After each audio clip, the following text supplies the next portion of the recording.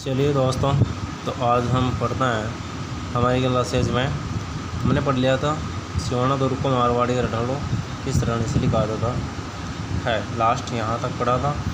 और आपसे वीडियो देखने के से पहले एक बात कहना चाहता हूँ कि वीडियो को सभी के साथ शेयर किया करो, और लाइक किया करो, कमेंट किया करो, सब्सक्राइब किया करो। इसी के साथ बढ़ते हैं हम आगे। देखिए, मेवाड़ का गुहिल राजवंश कहाँ से है। देखिए, गुहिल राजवंश की स्थापना किसने की, किसके द्वारा हुई, ये सब इसमें देखेंगे हम।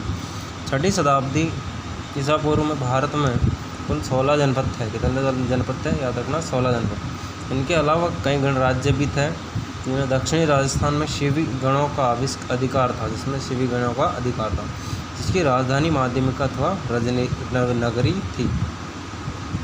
नगरी और माध्यमिका याद रखना है। नगरी माध्यमिका किसे कहा जाता है, चित्तौड़ को कहा जाता है। वर्तमान में नगर क्या आ जाता है, रेड टॉप।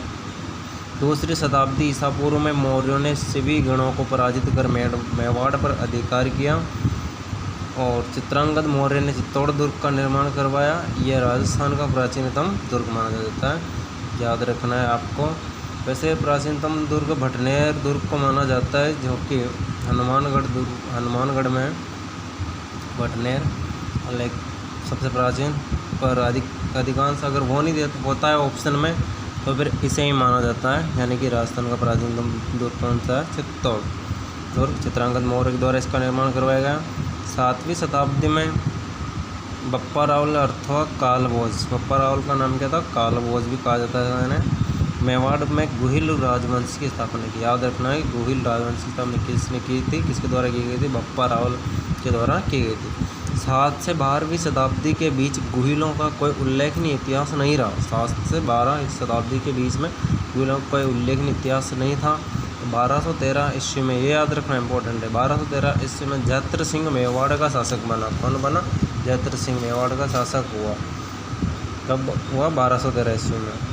आधुनिक इतिहासकार डॉक्टर दशरथ शर्मा जयत्र सिंह के शासनकाल को गुहिलों का स्वर्णकाल मानते हैं। याद रखना, गुहिलों का स्वर्णकाल किसे माना जाता है, तो माना जाता है जो कि दशरथ शर्मा के अनुसार जयत्र सिंह के। 1301 ईस्वी में रावल समर सिंह का पुत्र था रतन सिंह। कौन था, रतन सिंह मेवाड़ का शासक हुआ। रतन सिंह मेवाड़ का शासक बना, जो कि 1301 में, जिसने सिंगल द्वीप की राजकुमारी थी। जो सिंगल द्वीप कहाँ पर, श्रीलंका में, पद्मनी से विवाह किया उन्होंने। दिल्ली से गुजरात पर सीधे पहुँच मार्ग होने के कारण अलाउद्दीन खिलजी ने चित्तौड़ दुर्ग पर आक्रमण कर दिया। दिल्ली से और गुजरात पर होते हुए चित्तौड़ पर आक्रमण कर दिया अलाउद्दीन खिलजी ने राजस्थान में।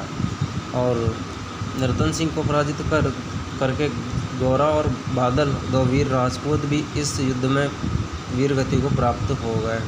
चित्तौड़ में पहला साका हुआ था, इसी समय वह जौहर हुआ था 1300, यानी कि साका व जौहर हुआ 1303 में। तो याद रखना, चित्तौड़ का पहला साका कब हुआ, 1303 में हुआ था। याद रखना किसके बीच हुआ था, अलाउद्दीन व रतन सिंह के बीच में, जिसमें अलाउद्दीन आक्रमणकारी था। रतन सिंह के द्वारा केसरिया हुआ और जौहर हुआ पद्मिनी के द्वारा। अलाउद्दीन ने अपने पुत्र खिज्र खां के नेतृत्व में चित्तौड़ दुर्ग का नाम बदलकर खिजराबाद कर दिया। क्या नाम कर दिया, खिजराबाद कर दिया था इसने, जिसका पुत्र था खिज्र खां। जिसने खिज्र खां जब चित्तौड़ से चला गया, कहाँ से चित्तौड़ चला गया, तो जालौर के मालदेव के अधिकार में दुर्ग को रखा गया। यानी कि जो चित्तौड़ दुर्ग था उसको, जब खिज्र खां वहाँ चला गया, तो जालौर का जो मालदेव था उनको दुर्ग संभाला दिया कि भाई आप इस दुर्ग को संभालिए। इसे पराजित करके हम्मीर देव ने, यानी कि उसको मालदेव को पराजित करके हम्मीर देव ने मेवाड़ में हम्मीर देव ने क्या किया, मेवाड़ में सिसोदिया वंश की स्थापना की, अथवा सिसोदिया राजवंश की स्थापना की। देखते हैं हम अगला, मेवाड़ का सिसोदिया राजवंश। इसको पढ़ लेते हैं, एक दो राजा इसमें से। राणा हम्मीर देव जो है, इनका शासनकाल 1326 से 1364 रहा है। 1316 में अलाउद्दीन खिलजी की मृत्यु हो गई, अतः सिसोदिया गांव की सरकार हम्मीर देव ने अलाउद्दीन द्वारा चित्तौड़ में नियुक्त मालदेव को पराजित कर, चित्तौड़ में जो मालदेव था उसे पराजित कर हम्मीर देव ने क्या किया, मेवाड़ में स्वराज राजवंश की स्थापना कर दी। और इसके बाद इसलिए हम्मीर देव को मेवाड़ का उद्धारक कहा जाता है। याद रखना दोस्तों, मेवाड़ का उद्धारक किसे कहा जाता है, हम्मीर देव को कहा जाता है। बहुत बार परीक्षाओं में आता रहता है। कीर्ति स्तंभ जो प्रशस्ति है इसमें हम्मीर देव को विषम घाटी पंचानन की उपाधि दी गई। विषम घाटी पंचानन की उपाधि दी है किसमें, कीर्ति स्तंभ प्रशस्ति पर हम्मीर देव को। महाराणा लाखा आता है अगला नंबर 2 पर इसके बाद में 1382 से 1426।